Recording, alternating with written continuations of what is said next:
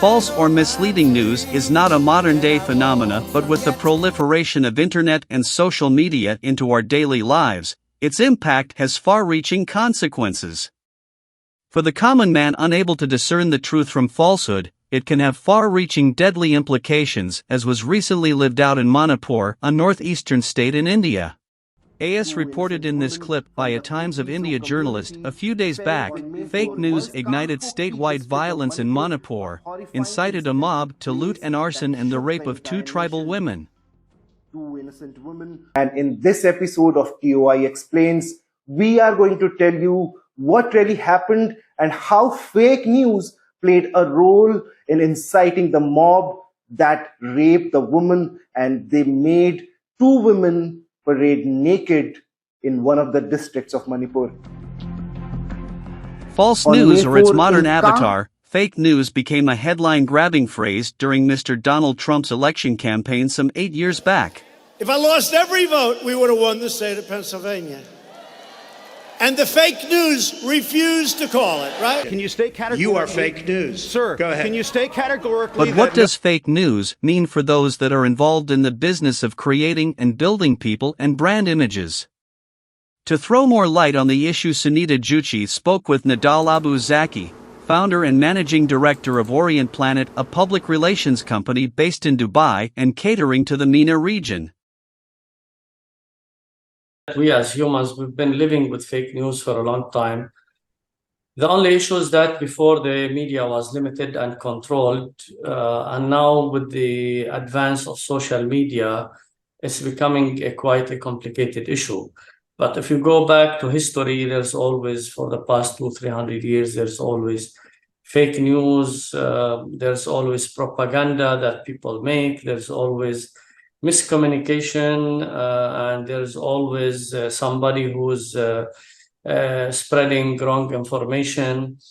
Sometimes it's becoming the fact. So we are not sure really what is, because there are a lot of history, that nobody can judge if it's correct or not. The thing is that we've been always living with false information, and then, but this problem for the past 10 years is becoming much more serious with the advance of social media, where everybody now is becoming like an information source, and where it's so easy to anybody to create false news, and it will become viral on social media. And sometimes, like with the easiness of creating media outlets you can develop. Before, it was like you have traditional newspapers, magazines, so it was more controlled. The journalists who are working there, they have ethics, they have ethical code. These days, it's like quite hard to differentiate between false news and correct news. And I think this is a daily battle that we are facing. If you remember recently with the corona virus spreading, how much that we faced the wrong information, and each one will bring videos and different kind of information regarding the virus, whether it's with or with the conspiracy theory or without the conspiracy theory, and whether this medicine will work or this medicine will not work. And then we are facing false news daily when it's coming to political news. Now, if you see the Ukraine-Russia war, each one will tell you the truth from his own point of view, and you don't really, it's not 100% sure where is the truth. Right. So, Nadal, do you think it's more the social media issue, or do you think that newspapers and television channels too are affected and are getting into false news? Because there is no clarity on what the truth is. Yeah, of course. I mean, on TV level and newspaper level, it becomes like more of a structured propaganda or a kind of a fake news with hidden agenda. But sometimes on social media, it's instant. Maybe the people who are spreading it, they didn't do it with intention to hurt a company or a product or a person. So basically, the of course, there has been fake news since long time, but now I think the social media has exaggerated it, are amplifying this problem and make it easy to spread.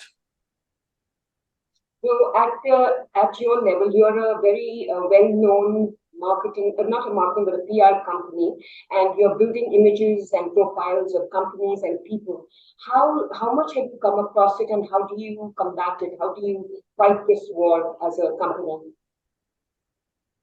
Well, usually we deal with this case by case depending on the nature of the wrong news. Sometimes it's limited, so the effect, the damage is limited and it's so easy to control. Sometimes it's spreading and you need a lot of efforts to control it. But usually through education, through talking to the media channels if they are spreading wrong information, through sending educational information with proofs that the information is wrong. Usually these days, it's so easy for any company in the market to spread wrong information about its competitors. So there's always behind the social media accounts, sometimes like dark rooms that they are spreading these rumors. And some of them are intentional and some of the issues are not intentional. So recently, for example, there was a noodle manufacturer in the Middle East who was facing a sudden crisis because a few people on social media in Egypt and in different parts of the Gulf, they are spreading wrong rumors that eating the noodles can kill you. And then this is wrong, of course, because like this product has been in the market for ages. So it didn't kill people, but people believed it so quickly and it became so viral. So, these kind of incidents that can damage a product or even damage a person. So people have to be quite careful on from where they get information. Unfortunately, we are at an age that we use to the newspapers and magazines, and we are at a maturity level. But the new generation, I think, when they're getting all their information from the social media tools, are the people who are really going to face a big problem, because for them, they are getting their information from social media channels and nobody is endorsing this information. So, Nidal, as I see it from here, it's a battle which can be won only with a lot of money, a lot of persistence, and there may be many organizations and people whose lives or whose companies may have been destroyed because of this. How much does it affect you in terms of building an image? I mean, your client would have to be very powerful in terms of money and in terms of truth and facts. Would you agree that it's Thanks God, like we didn't face such a big problem. I mean, in the past, of course, we handled a few crisis communication for our clients, but it was quite like controlled. We didn't face like really a wrong battle, let's say, or an issue where the client has to pay a lot of money. I mean, of course, outside our company, we've seen some cases where, companies face some problems either by scandals or wrong information spreading, or I think that education is quite important, responsible media is important, and the laws in each country, because here in the Gulf region, thanks God that there are quite good laws to protect the brand names and to protect people from privacy infringement or spreading wrong information or rumors. So there are very strict rules. And here people are, have self-discipline. But we cannot, of course, judge this on different kind of countries where there is no kind of government body that's controlling this, because the social media, like any other channel, needs to be controlled, because, okay, you can talk, you can write whatever you want, but without like the necessity of hurting other people or damaging a brand name or an image of a company or an individual or an organization. And you may have come across clients who have built a false narrative, and you may have seen through it and said, "Oh my God, this may not be the client for me." Have you had, building a false narrative and asking you to do their campaign here? Does that happen with you, and do you have to refuse clients because of that? Actually, we've handled clients who have crisis communication where somebody is spreading wrong news, but we didn't have and we refuse to take any client that doesn't have the code of ethics to spread news with facts about their products or companies. And we never involved ourselves with any kind of propaganda against any company or any service or any product, because at the end of the day, there is commercial wars in this world between different kind of companies. If you go to pharmaceutical or food products or any kind of product, there's always somebody who's trying to damage the image of his competitor.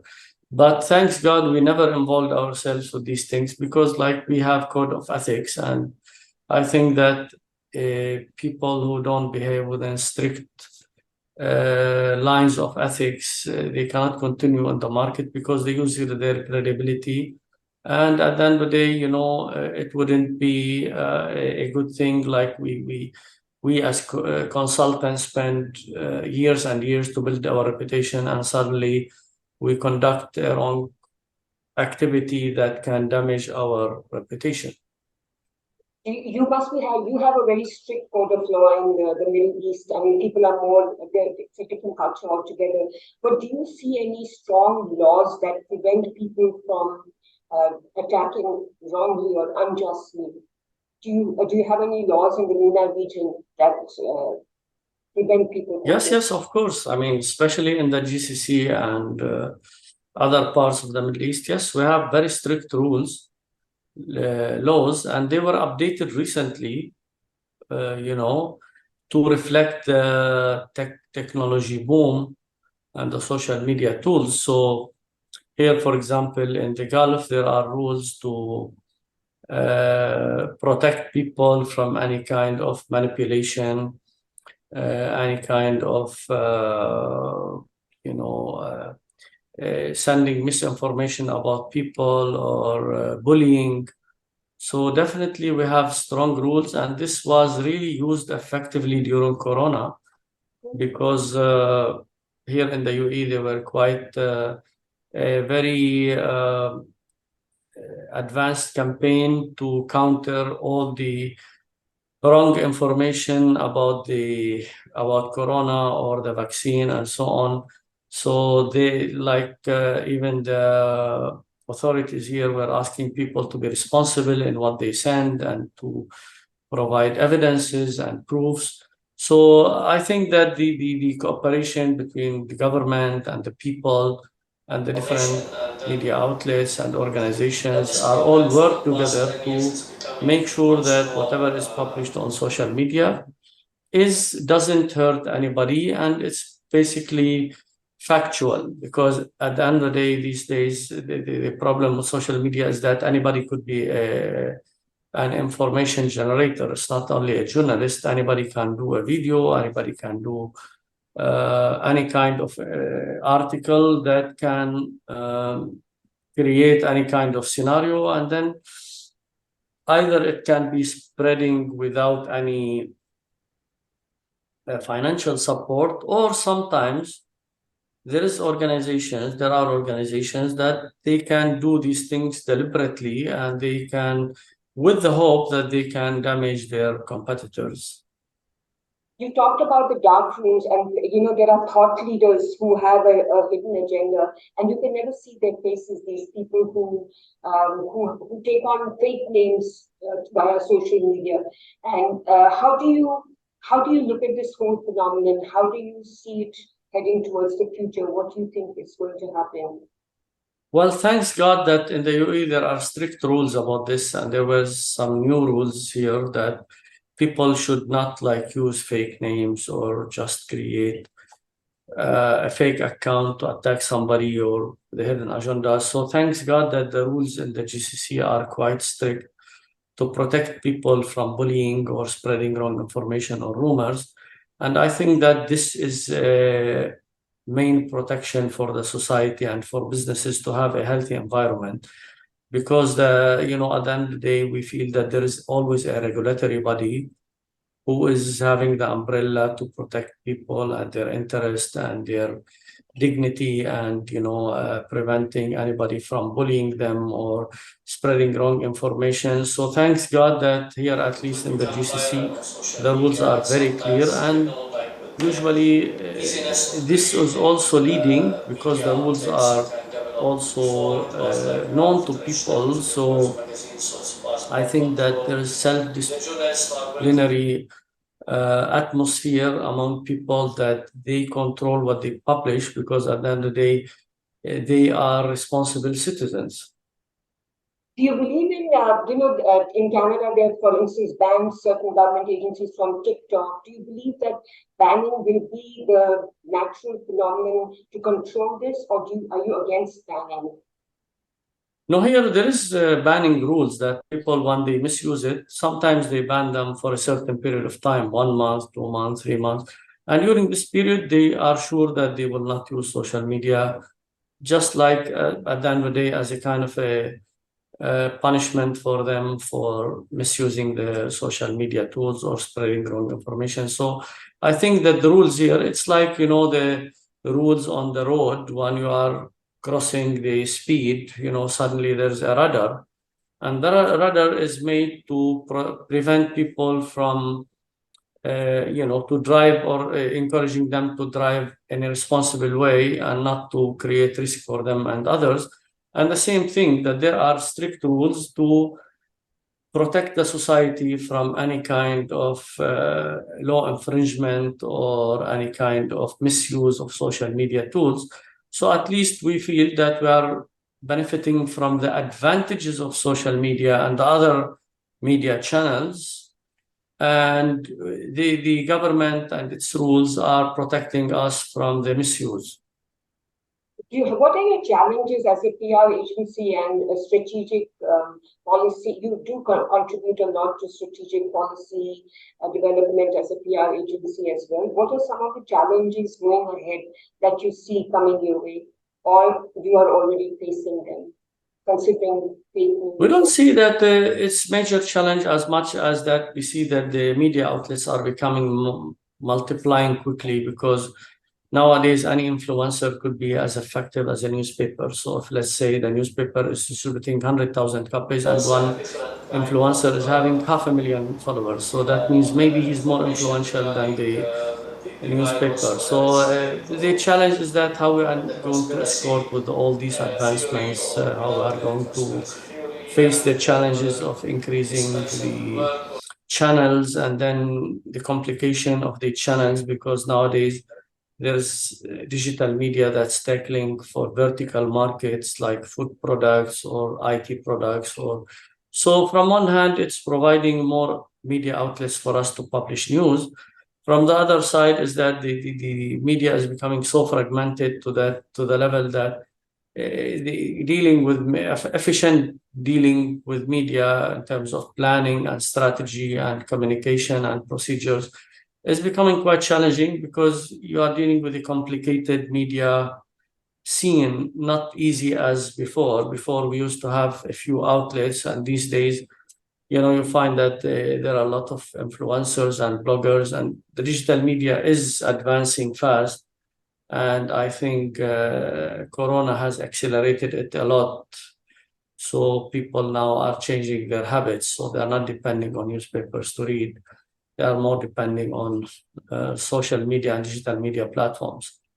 When you see it from across continents, for instance, in Canada or in the US, the culture is completely different.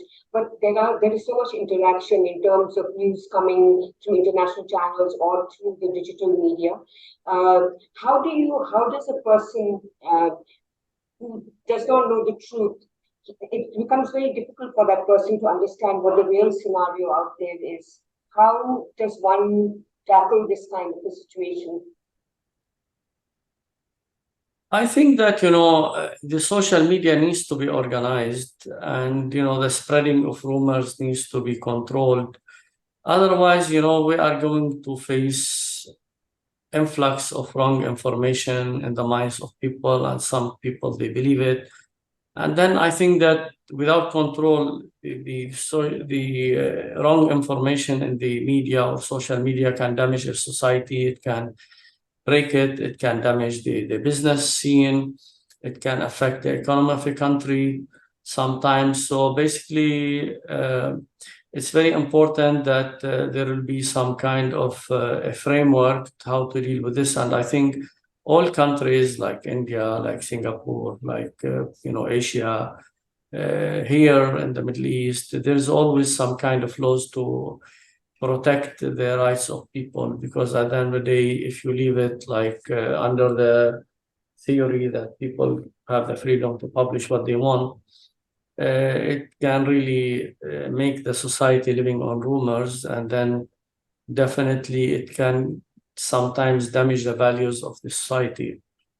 My last question, Nidal, how much of a challenge is this kind of digital media or fragmentation of conventional media impacting PR agencies? Do they have to work harder now because a client can, they have multiple ways of reaching their audience? What is your strategy and what are your thoughts on that? Yeah, now we have a big media relations team and media and influencer media team. A team who's just like making sure that we have always updated databases, and then we follow the influencers and we make sure that what's their interest, and we try to accommodate the information of our clients within their interest. Definitely, a lot of them are these days, they ask for money to publish. So it's again challenging for the customer to provide like a big budget to distribute it among influencers. And sometimes because the cost of the major influencers is heavy, so we go to micro influencers who maybe have less number of followers and more focused groups. So definitely it has been a challenge, but at the end of the day, there's a bright side also, because we have now more outlets to publish our news, and there's always the choice, and then there's always more specialization. So now you can find people who are only testing cars, and then people who are specialized in technology, and people who are specialized in other social activities or pharmaceutical. So those people, sometimes they open the market for new ideas, and some customers are happy with the presence of different kind of options to promote their products or services. So yeah, it's challenging. Things are changing fast, but at the end of the day, always smart consultants should really be on top of things and not be like following the trends with a late manner. Thank you so much, Nidal. It was a pleasure meeting you.